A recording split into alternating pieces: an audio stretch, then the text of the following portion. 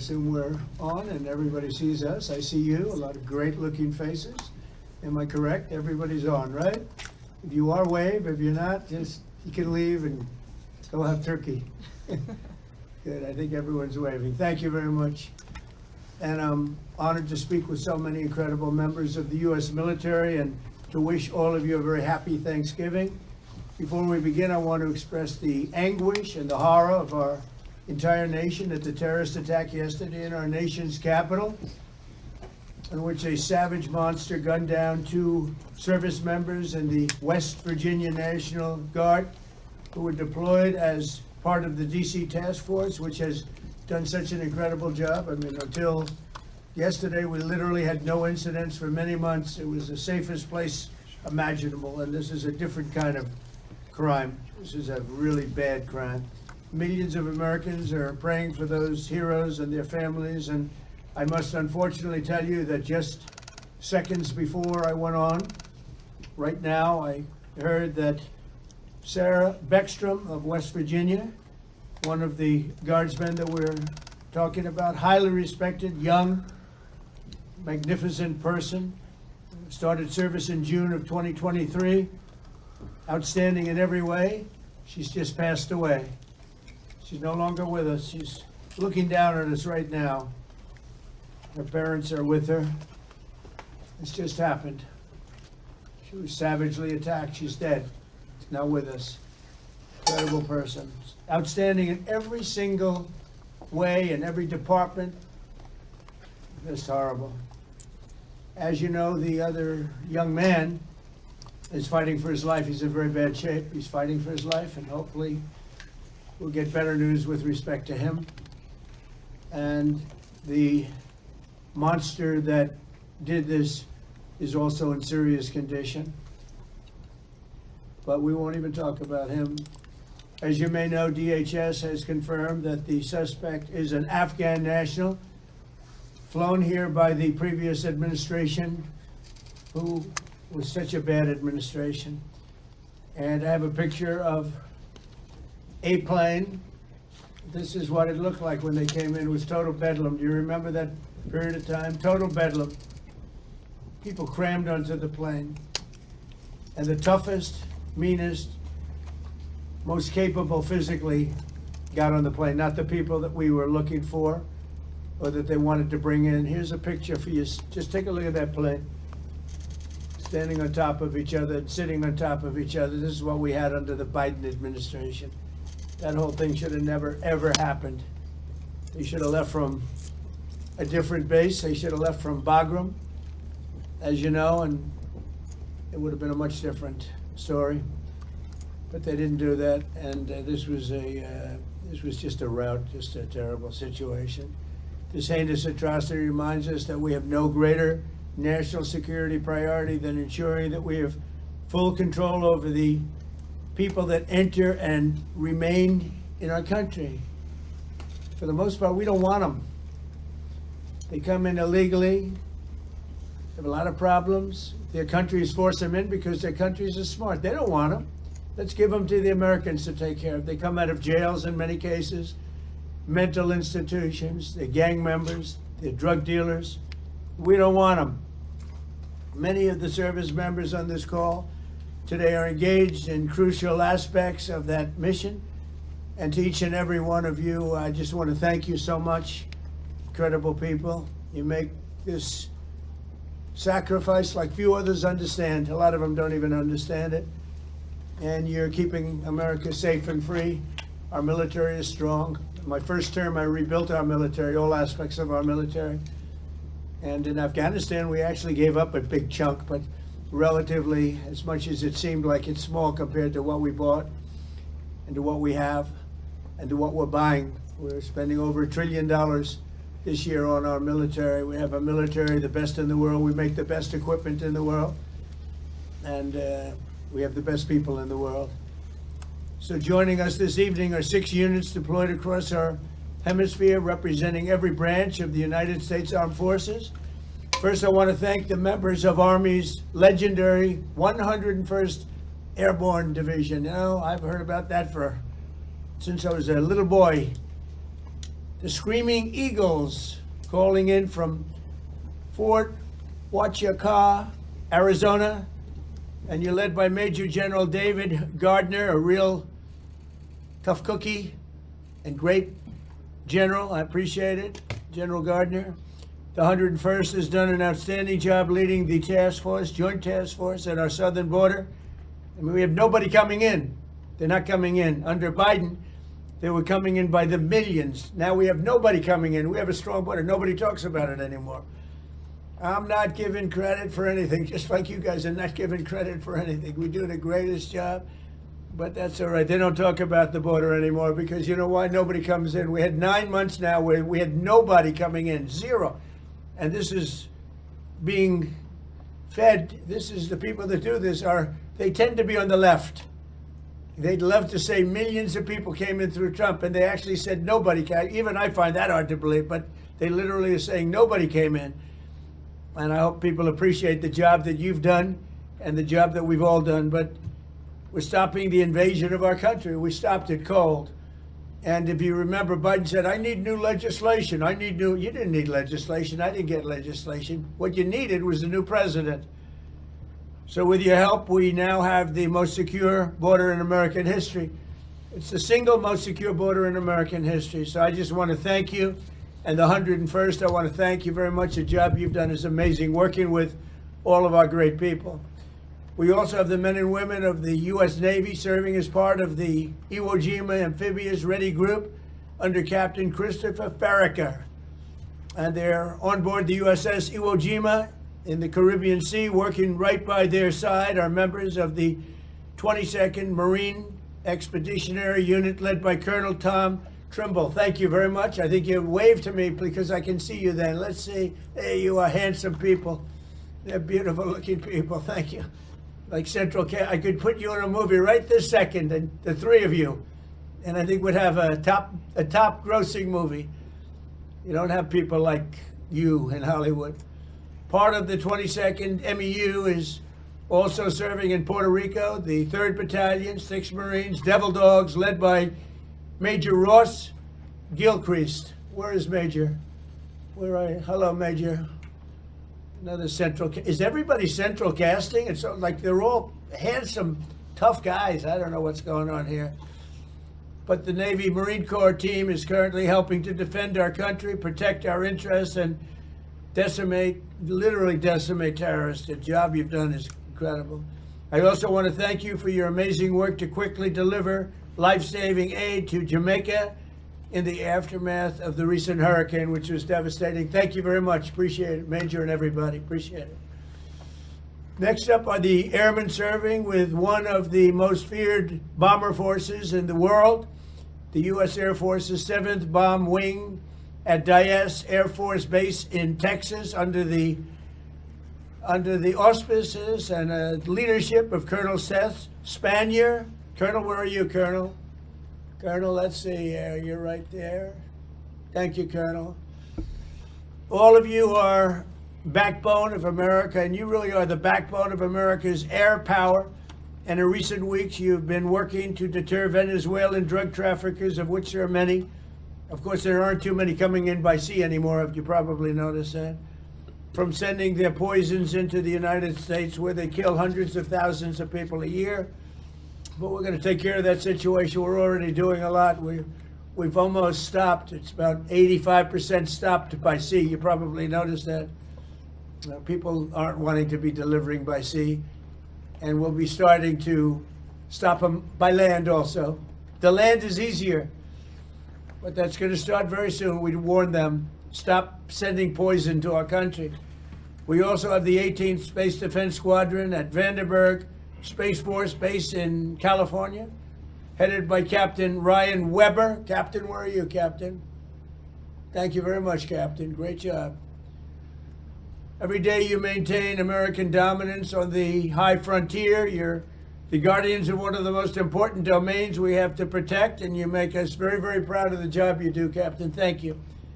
Finally, we have the great men of the Coast Guard, and I have to tell you, there are a lot of women in the Coast Guard now, too, and we're happy about that. The United States Coast Guard, aboard the Coast Guard cutter Forrest Rednor, with Lieutenant Commander Alexis Wild. Alexis, where are you? Hi, Alexis. Alexis Wild at the helm.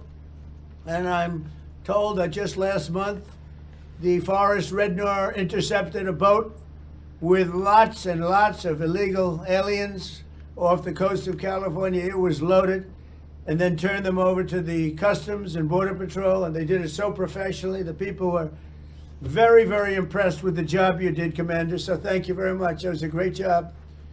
And thank you for defending our maritime borders with skill and with pride, and the job you do. Amazing. So I want to thank all of you again for your amazing service to our country. God bless our warriors. God bless our heroes from West Virginia National Guard. What a group. I love West Virginia. And I want to wish everybody a very happy Thanksgiving. We have a country that we can be very proud of. I was with the King of Saudi Arabia, and he said, you know, sir, last year you had a country that was a dead country. We thought it was dead. And now you have the hottest country anywhere in the world. And it's true. And we're going to be having close to $20 trillion invested. That's record setting by 10 times. Nobody's ever had anything like it. We're building plants. We're building factories, auto factories, AI plants, the whole thing with artificial intelligence. I don't know the word. I've never liked the word artificial. I don't know what artificials are. I think they ought to change the name. I've always said it's a lousy name to have, artificial anything, but it's a big business. And we're building more. We're leading China by a lot. We're leading everybody by a lot. We make the best military equipment in the world, and they're ordering it at numbers that nobody's ever seen before. But we're doing better than we've ever done before. We have the stock markets just hit for the 48th time an all-time high during the 9 months that I've been here, a little more than 9 months now. And so we have the hottest stock market ever. That's a big thing for 401ks and all of the millions of people with jobs and 401ks. Everybody participates in that. But it's 48 times in a little bit less than 10 months. 48 times we hit an all-time high. And I think we're going to continue, because when these factories that we're building from all over the world, they're coming because of tariffs. I think because of November 5th, the election result, but because of tariffs. And we're taking in hundreds of billions of dollars like we've never done before. And some of that's going to go back in the form of a sort of dividend to our people, but much of it's going to go toward reducing debt. And what it really goes for, and even better than the money we're taking in, is the fact that nobody's attacking our companies and taking them out, stealing them like they've been for many years. Because if they do that, they have to pay a tariff as they make products and sell them into our country. So we made deals with Japan, we made deals with South Korea, we made deals with the European Union, where they pay us hundreds of billions of dollars, and they participate. They're now building plants. Honda is building plants, and they're all, every car company from all over the world virtually is building plants now in the United States because they don't want to pay the tariffs. So there's never been anything quite like it. It's been amazing. So we're taking in, think of it, hundreds of billions. Next year it'll be $1 trillion or more. But we're taking in all this money, at the same time protecting our country. And we're respected again. They actually respect us. And they made the deals. I mean, they respect us, but they pay us. As an example, Japan, $650 billion. South Korea, $350 billion. European Union, $950 billion. And they are building plants now in the United States because they don't want to pay tariffs. So this is one of the biggest things economically that's never happened. Nobody's ever seen anything like it. And over the next couple of years, I think we'll substantially be cutting, and maybe cutting out completely, but we'll be cutting income tax. Could be almost completely cutting it, because the money we're taking in is going to be so large. And yet, other countries who have been ripping us off for many, many years, and many years they've just been ripping us to shreds. China would take in $600, $700 billion a year, rebuild their military. And now we have a fair deal with China. We just met with President Xi. We have a great relationship. We have a fair deal. We take in a lot of money in the form of tariffs. But so many, even our friends, I mean, European Union, they're our friends. Japan, they're our friends. South Korea is our friends. They're now paying us hundreds of billions of dollars, and they're also paying tariffs to come in. We're not paying tariffs to go in there, by the way. They're paying tariffs, but we're not. So that's a total reversal. But we are benefiting like they used to benefit against us, but we're benefiting even more. So I just want to thank everybody for making all of this possible. Without you, well, you know, we don't have any defense, and boy, do we have defense. We have the strongest military anywhere in the world. We make, as I said, the best equipment, but we have, more importantly, we have the strongest military anywhere in the world. And you saw that with Iran, with those beautiful B-2 bombers. They totally obliterated the potential nuclear supply of Iran. And they did it in the dark of night with no moon, no light, no nothing. Early in the morning, they attacked. You couldn't see a thing, and every single bomb hit its mark. Every single bomb. The Atomic Energy Commission said it was total obliteration. Remember when some of the fake news tried to say, well, maybe it wasn't as bad. Yeah, well, it was much worse than anybody thought. And I want to thank those pilots and all of the mechanics and all of the people that serviced and worked on the B-2 bombers. We just ordered a lot more of them. And the reason we did is they were totally incredible, totally invisible. They were stealth. Nobody saw them. They knew they were coming, but they couldn't see them. And they dropped the bomb, and then one of the pilots, commander, said, skedaddle. Let's get the hell out of here.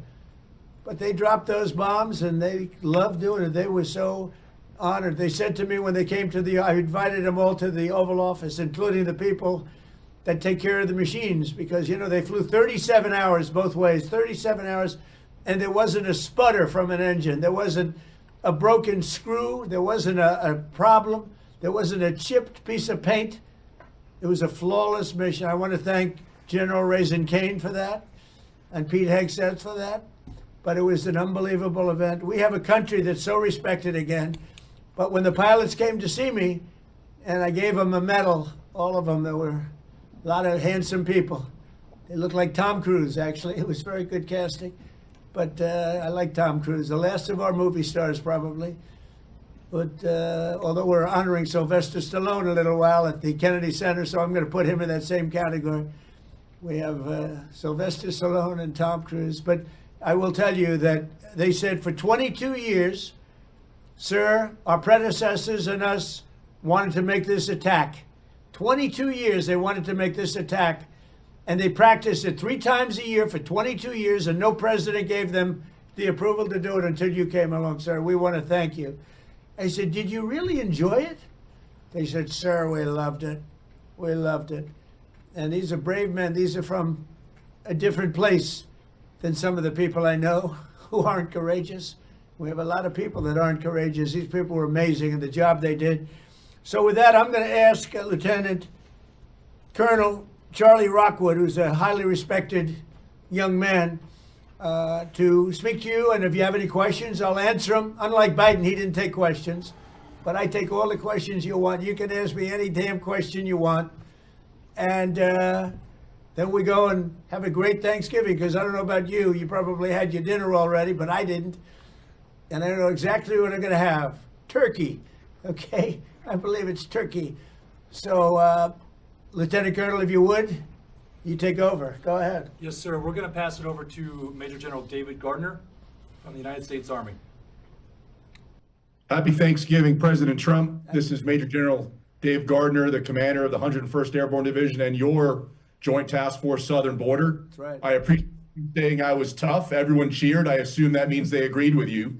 We are headquartered in Arizona. The service members with me today represent over 10,000 deployed along the 2,000 miles of our border from San Diego to the Gulf of America. We support Customs and Border Protection, U.S. Border Patrol, and as you said, Mr. President, illegal aliens entering our country is at a historic low thanks to our collective efforts. Right. On the screen behind me, you may be able to see some of the images of us patrolling, reinforcing the border wall, and we're doing that 24 hours a day, 7 days a week, including today, Thanksgiving. Our soldiers, Marines, sailors, airmen, guardians, and Coast Guardsmen were able to have fantastic Thanksgiving meals and engage in traditional football games against each other. We're doing well. We all appreciate you taking some time from your family to speak with us today, and thank you for your support, Mr. President, and happy Thanksgiving. Well, David, thank you very much. And one thing you said in the question or statement, probably, I like a statement even better than a question, but I like that because you appreciate what we're all doing together. We're partners. But you said the Gulf of America. And there's a thing that for actually 350 years, 100 years older than us, Mexico, it was called Gulf of Mexico. And I would say to myself, why are we calling it Gulf of Mexico when we have 92% of the frontage and they have, I'm a real estate person at heart, and they have 8%. And I made that change. It was amazing. It took literally a matter of hours, and it was done.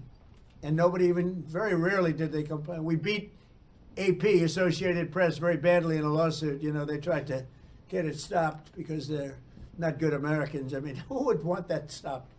But we beat them, as you saw, we beat them very badly in a lawsuit. But other than that, I mean, we had no complaints, and everybody's happy with it except Mexico. I wouldn't say they're thrilled, but they'll get over it.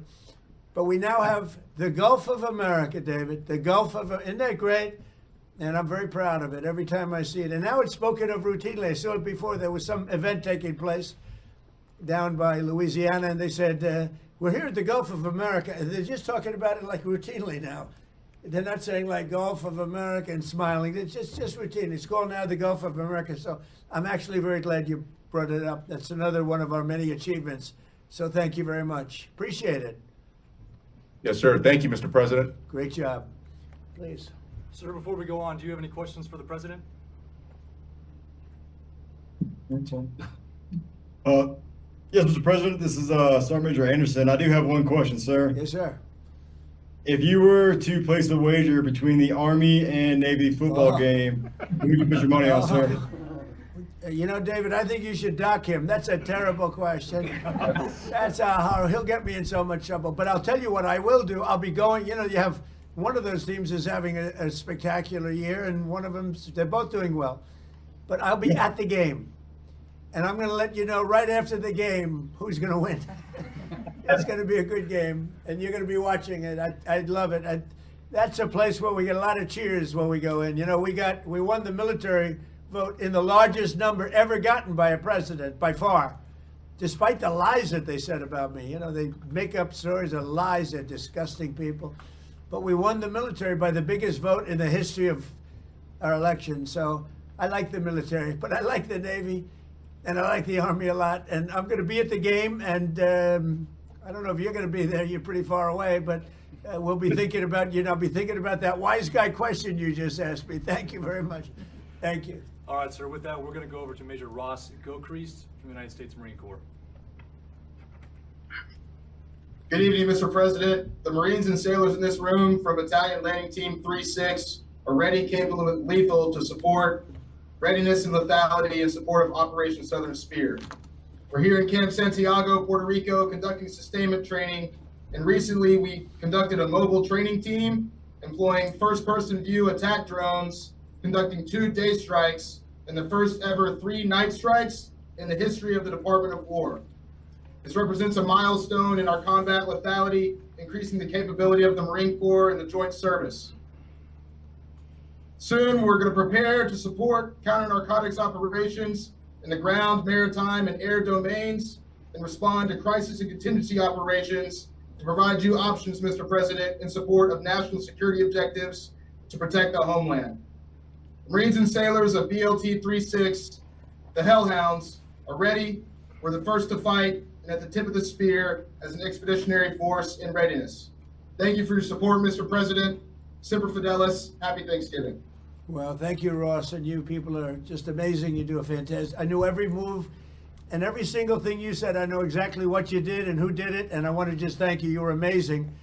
And Border Patrol and all of the people here, you know, Border Patrol, every single one of them. These are great people. ICE, you know, ICE gets not the credit they deserve. They are unbelievable, tough, smart, and they're unbelievable patriots. So, Ross, thank you very much.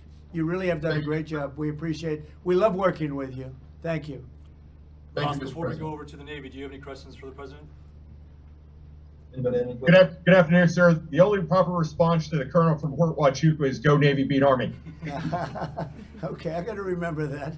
Thank you very much. They're going to have a great Sure. game. Thank you very much. All right, sir. With Yes, that, sir. we're going to move over to Captain Chris Farraker from the United States Navy. Okay.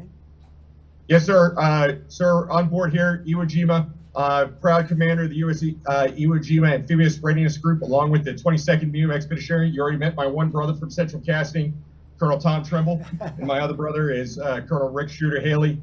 Behind me is a few of the men and women who comprise the 10,000 sailors and Marines of our Iwo ARD team, who are currently conducting maritime patrols against narcos in the Caribbean in defense of the homeland. Yes, sir. As you know, that we have also, besides the missions that you know about, sir, we also reinforce the embassy in Haiti. We're getting engaged on a routine basis, both receiving fire from some of those gang members and returning fire, defending that embassy. We've also opened up operations down here in the south, conducting expeditionary advanced base operations at Roosevelt Roads, where Major Ross Gilcrease and the team are currently training.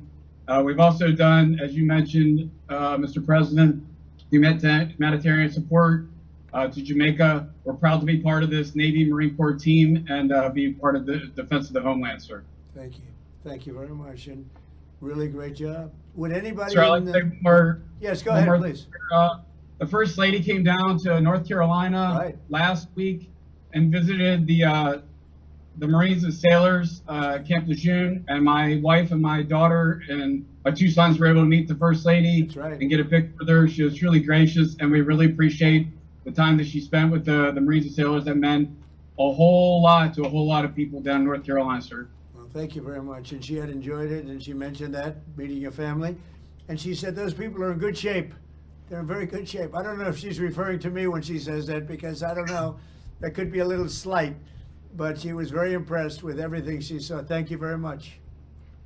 Sir, before we go to the Navy, Captain Farraker, do you guys have any questions for the President? I do have one selfish one, sir. My daughter's 9th birthday is here in a few days. So I was wondering if I could get a happy birthday, Catherine, from you, sir. And her first name is? Catherine, sir. Well, Catherine, you have a father who's a great hero and a great man and highly respected. Happy birthday, and take good care of him. Thanks, Thanks, sir. Appreciate it. Say hello to her. All right, Anybody back there have a question? I think that's it from us here, sir. Again, appreciate your time and happy Thanksgiving to you and your Happy family. Thanksgiving, sir. Thank you all very much. Great. Have a great Thanksgiving. Thank you. Sir, with that, we're going to go over to Colonel Seth Spanier from the United States Air Force. Happy Thanksgiving, Mr. President. I'm Colonel Seth Spanier, 7th Bomb Wing Commander, and here with me I have Lieutenant Colonel Brian Guyette, our 28th Bomb Squadron Commander, and Major Joseph Spada, our 28th Bomber Generation Squadron Commander. And we're here representing the 4,000 men and women stationed at Dyess Air Force Base in Texas, employing the mighty B-1. Good evening, sir.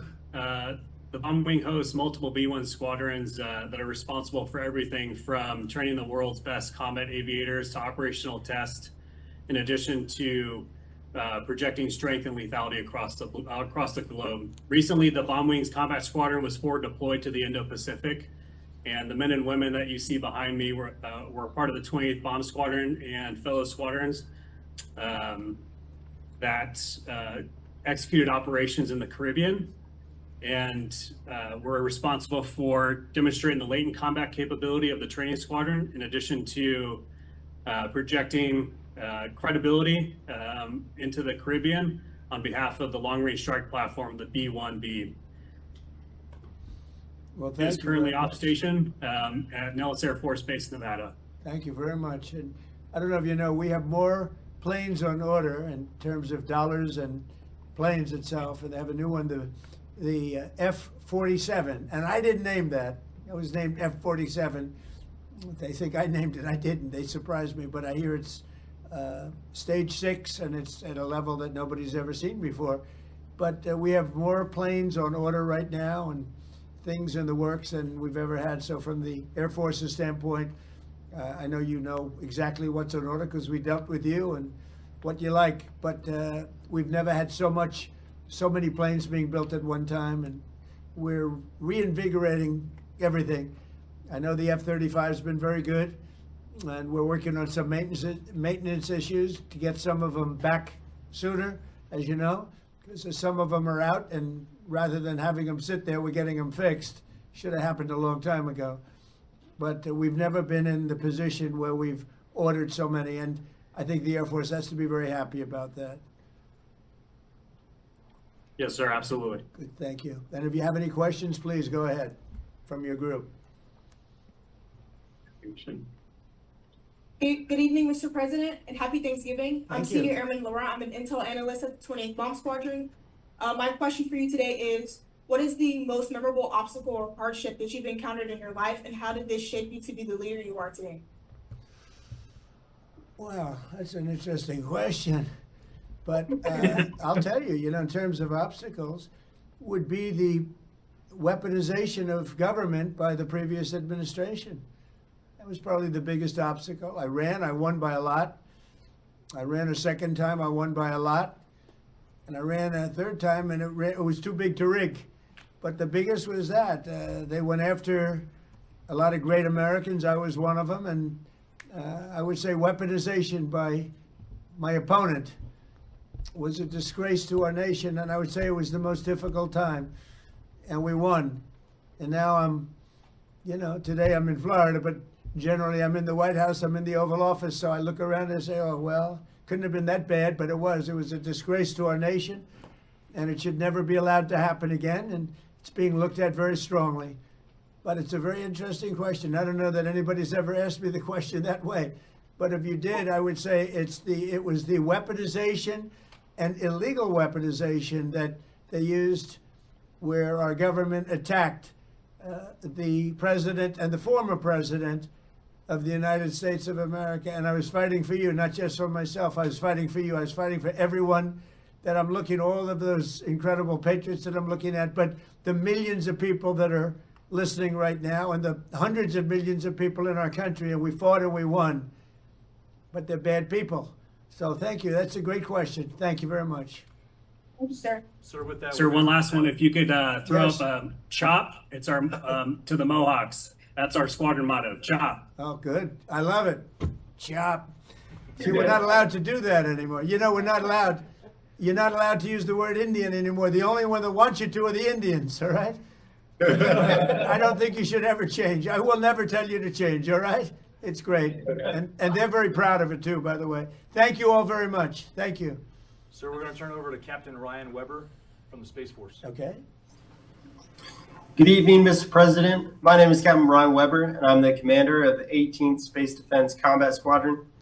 Today with me, I have Delta Crew. They're working the holiday swing shift right now, which is led by Lieutenant Cunningham and Sergeant Jackson. We also have 5 orbital analysts with us today. Our mission here at the 18th is space domain awareness, tracking everything to, in, and from space, whether that's a launch, satellite reentry, or maintaining the catalog of 48,000 objects in space. It's been a historical year for 2025. We've had over 273 space launches to this year, 174 of those being from the U.S. And we're just grateful for our newly operationally accepted system to lead the way for the world in space domain awareness. Well, I know all about it because that was my baby, Space Force. So Yes, I can't sir. say I have any favorites because I don't want to do that. But I'll tell you, I have a real love for Space Force. And as you know, I did that. We put some very good people in because we were losing to China and Russia substantially. And now we're leading China and Russia substantially. And as you know, Biden came in, he wanted to terminate Space Force. He thought it was funny. He thought it was so funny.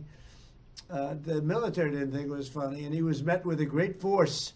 And the force said, you're not doing this. But I think it's going to go down as one of our most important, as technology goes. The things we're doing now in space are unbelievable. And I think it'll be one of the truly great things that this administration did. I did it in my last term. But we really had great people there. And we're dominating space now. We're dominating it. We were losing it to both China and Russia at the time. We had no Space Force. And so we created this incredible group of people that came together and they created something very special. And I'm very proud of all of you for being involved. It's going to be one of the most important things I think that I've ever done. Thank you. Ryan, before we Thank move on you, to the sir. Coast Guard, does anybody from your team have a question for the president? The one question I would have, sir, is what do you see for the future for the Space Force? How do you expect it to grow as we build out as a branch? I just think it's unlimited. I think it's, in terms of technology, in terms of, the others have been here for a long time. And Air Force has been, and I could have left it in the Air Force, but I really thought it should have its own identity. And it works closely with the Air Force, but you wouldn't have had your own identity, and I don't think it was working doing it that way. So we created, because of the importance, we created Space Force. And I think it's got unlimited growth potential, and maybe at a faster level than others because they have been here. They've seeded and they're doing great. But you're a seedling. You're just at the beginning of your powers. It's going to be unlimited future. Really, I feel that, and I think you agree with that. But it's going to be unlimited future. And thank you all for being involved. Very proud of you. Thank you. Thank you, sir. And on behalf of the 18th, thank you for your support and happy Thanksgiving. Well, you have my support totally. And you too. Happy Thanksgiving. Thank you very much. So to round Thank it you. out, we're going to go over to Lieutenant Commander Alex Wild, United States Coast Guard. Good evening, Mr. President. Lieutenant Commander Alex Wild, Commanding Officer of Coast Guard Cutter Force Red Hour. We're currently patrolling the southwest border off of the coast of California in support of Operation Border Trident to protect the maritime boundary. With a crew of 25, our fast response cutter has contributed to mission success in securing the border, as you mentioned. Last month alone, we had 3 at-sea interdictions and apprehended 45 illegal aliens. I'd like to recognize to my right the boarding team and pursuit team from our most recent interdiction. To my right, Lieutenant Junior Grade Fuller, Bosun Mate First Class Garcia Cosby, Electrician's Mate First Class Areza, Bosun's Mate Third Class Gerhards, and Machinery Technician Second Class Simano. We've had a real nice day, as you said. It's been pretty quiet on the water, to be honest. Our 2 culinary specialists gave us a real treat today for Thanksgiving by smoking 2 turkeys. And this evening we'll be trying to have some trivia here on the mess deck. We're truly grateful for this opportunity to speak with you today. Thank you very much. Thank you. I've loved the Coast Guard for a long time, and more than anything else, all the lives you saved in Texas and various places, all of these places that got hit by the hurricanes and all of the different, the storms, the big water storms, as they call them, but mostly hurricanes. The jobs you do, the way you go into those seas, I wouldn't want to do it. You want to do it, but I wouldn't want to do it. And I just want to thank you for that. As you know, we've ordered a lot of Coast Guard cutters, brand new, beautiful, the best machines in the world, the fastest, the best maneuverability. They tell me. I said, how's the speed and the maneuverability? I'm a looks person. I wanted the hull to be perfect. I sort of redesigned the hull a little bit, the hulls, but we ordered a lot, and we're ordering icebreakers too that you're going to be in charge of. We have 11 of them being built right now. We had none. We only have 1 in the whole country. Russia has 48, and we have 1, and that's just ridiculous. So we're doing them in conjunction with Finland and some other people, and they make the big, they're known as the people that do, I guess, 90% of the icebreakers, so they have a great expertise.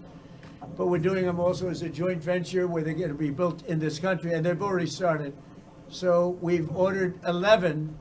You were going to build 1, and the 1 was going to cost almost as much as the 11, and every one of the 11 is much better than the 1.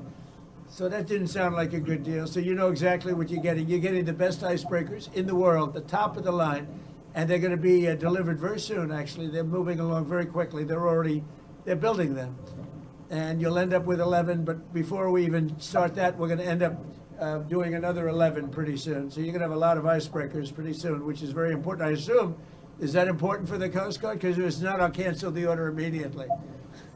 Very important. Yes. Okay, good. Then I won't cancel the order. That's good. You're going to have the best icebreakers there are, so it's really great. Very important to us. Thank you. Any other questions? Yes, Mr. President. Yes. I'm Petty Officer Riza. First question is, what is your true golf handicap, not according to fake news? And are you and President Biden going to play that golf match? I'd love to. I mean, I've invited him, but he doesn't want to show up. Look, I know a lot about golf. I've won 38 club championships, and I don't get to practice much. I won one last year. I won a club championship at a big club, beating a 27-year-old kid. I said, you know, I'm decades older than you, but I said, the fairway doesn't know how old you are as you walk up the middle and he's in the rough. And I've been a good golfer over the years. I won, when you win, you know, club championships are our majors. You know that. Most people can't play in them. They won't. We're talking about no strokes or anything else. So I'm a very low handicap, and I've won 38 of them legitimately, everyone legitimately. It has to be legitimate because you have a lot of people following you during club championships, as you know. So I guess I'm very, I got to be right around scratch or better. I beat a +3, that's 3 better, 3 below par, you know, if you look at it for those that don't know. In the finals of the club championship last year with all I was going through and with no practice, so I'm a good golfer, yeah, I would have to say that. I want to be honest. I have to be honest. I played with Bryson DeChambeau on his show, you know, the Breaking 50, and we had a good time. But a lot of people thought that was a great ratings hit, and we had a lot of fun. But golf is great. It's sort of a microcosm of life, and you have a lot of people talk, but they can't play. Like Biden. Biden can't hit a ball 30 yards. I'm telling you. I looked at his swing. He cannot hit a ball 30 yards. He said he was a 6 handicap. He said that was the only thing that made me angry during the debate with him. He said he was a 6. I said, you're not a 6. And he said, well, I'm an 8. I said, that was quick. I picked up 2. But he's not 100. He's not 100. So, but it's a great game, and I hope you guys get to play a little bit of it. But frankly, I'm more excited about the icebreakers, if you want to know the truth. So anyway, I want to thank you all. Great job. Coast Guard, great job. We're proud of you. You're going to have the best equipment in the world, and it's coming rapidly. Thank you very much. Thank you. Thank you for your support, President. So that concludes the presentations. If you have any closing remarks, that'll be it. Well, I do have closing remarks. I just want to say how proud I am. You look at the people that we just dealt with. These are the top people in our country. These are just beautiful people inside and out. They're brave, they're smart, they're brilliant. And I just want to say it's an honor to be with you. It's an honor to be working with you. We have the strongest country we've ever had. We make the best equipment in the world. We have the best military in the world. Nobody can even come close, and everybody knows it, and they respect us now again. A year ago, 2 years ago, 4 years ago, 3 years ago, they didn't respect us at all. They laughed at us. Nobody's laughing anymore. So I just want to thank you all very much. I'm very proud of you. Thank you. Thank you. Thank you very much. Okay.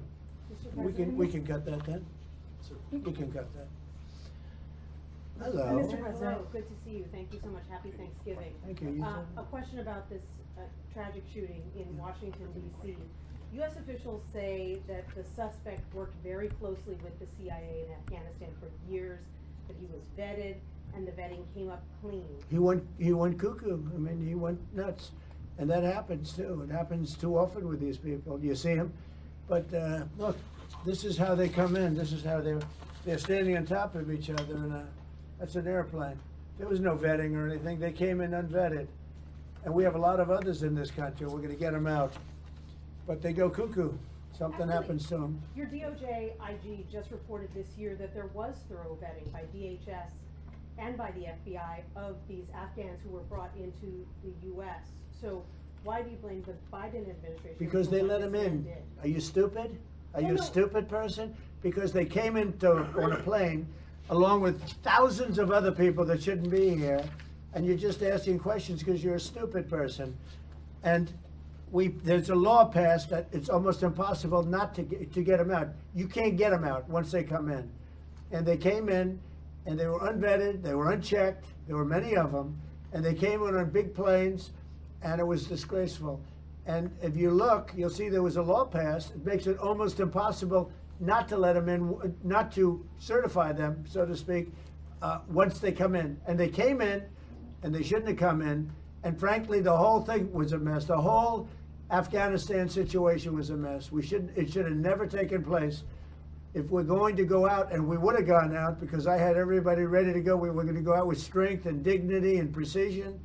And we would have left from Bagram, and we would have kept Bagram, by the way, because of its very close relationship to China and where they make their missiles. But when you let the people come in by the thousands and thousands and thousands, they made a terrible mistake. But they were incompetent, yeah. Yeah, Mr. President, thank you for having us here tonight. Have you spoken with Sarah and Andrew's family? And We have a call in a little while, actually, right And- after this. do you plan to? Well, the family is devastated, as you can imagine, but we have spoken. I mean, my people have spoken with the family. We'll be speaking tonight, but tomorrow. You have to give them a little, they just found out about their daughter, you know, you can't just call 2 seconds later. Yeah, of course. It's a in the very, early- very tough situation. Obviously, it's She in was the- so outstanding. I mean, I just heard outstanding in every single way. It's in the early stages, obviously, but do you plan to attend Sarah's funeral? I haven't thought about it yet, but it certainly is something I could conceive of. I love West Virginia. You know, I won West Virginia by one of the biggest margins of any president anywhere. And it's, you know, these are great people. I love the people of West Virginia. I love the people of our country. But I haven't given it any thought, but it sounds like something I could do, you know. The It's very raw. Yeah, of course. The suspect does have a wife and 5 children who live in Washington. Do you plan to deport them? The suspect has? The suspect? Well, we're looking at that right now. We're looking at the whole situation with family. It's a tragic situation. Yeah, Jeff? Mr. President, are there any changes you want to make to improve safety for National Guardsmen who are being sent into these cities? No, just I want to have more. As you know, we're sending 500 more. We had very little crime in Washington now for, you know, many months. Record-setting low crime, and this happened. And I don't know how you put this on the scale of that. This is sort of different. This is a terrorism threat, and this was done because they're so effective. If they weren't effective, you probably wouldn't have had this done. But this was done because the National Guard has been so effective. You know, you went from having a tremendous amount of crime and death, killing, everything else, to having none. And this happened, I assume, because it was so effective. And maybe this man was upset because he couldn't practice crime. Who knows what his motivation was? But what he did was horrible. And you've made changes for Afghanis' ability to apply for asylum. Do you blame all Afghans for this one man's mistake? No, but we've had a lot of problems with Afghans because they had a lot of them coming in on these planes. Again, I show you this picture. We had a lot of them coming in on these planes that are, look at them. There was no check-in. They just poured into the plane. And many of these people are criminals. Many of these people are people that shouldn't be here. And many of them have been gotten out. I mean, we've gotten out a lot of the people that, you know, we've taken a lot of them out of here. But many But of them they are here came in, legally, right? yeah, I know, this deal story. Many are wonderful, yeah, No, I'm sure. I said many are here legally, though. What should they think in terms of their prospects? Well, they can't be happy, okay? They can't be happy. Because what's taking place between that, if you look at Somalia, they're taking over Minnesota, and we got a lot of problems with the gangs, with all of the things taking place in Minnesota. We have an incompetent governor, we have a dope governor. They can't be happy about what's going on. And if you talk about the Afghans, you know, there's a problem because so many bad ones came in on the planes. They just walked in. Whoever the strongest people were physically in a way, but whoever the strongest, they got on the planes. There was no checking. They just swamped the planes. They took off. We had no idea who they were. Yeah, do you want to ask a question behind? Me? Hi, sir. Happy Sure, Thanksgiving. hi. What do the Somalians have to do with this Afghan guy who shot the National Guard? Nothing, but Somalians have caused a lot of trouble. They're ripping us off for a lot of money. There's a tremendous amount of money going back to Somalia. What the hell are we paying money to Somalia for? But they're ripping off our country at a level that few people have been able to see before. That's about the only thing. You talk about competence. We have Ilhan Omar, who does nothing but complain about our country and our Constitution. And she comes from a country with it's practically no country. It's devastated, it's crime-ridden, it's a mess, it's a disgrace. And we took their people at a tremendous, we're not taking their people anymore. We're not taking their people, and we're getting a lot of their people out because they're nothing but trouble. Okay, thank you very much, everybody. Go ahead. One question about this asylum claim that is being floated. Of course, you just detailed that this suspect was flown in under the Biden administration. Yeah. But was he granted asylum under your administration? When it comes to asylum, when they're flown in, it's very hard to get them out. No matter how you want to do it, it's very hard to get them out. But we're going to be getting them all out now. Thank you very much. Thank you, Mr. Thank you, President. guys. Thank you, sir. Thank you, everybody. Here, take that picture if you want it, press. Mr. President, what are you most thankful for this Thanksgiving? Thank you, guys. Keep moving. The fact that America's great again. We made America great again. America was a dead country. We made America great again. Here you go. Thank you, everybody. Thank you, Mr. President.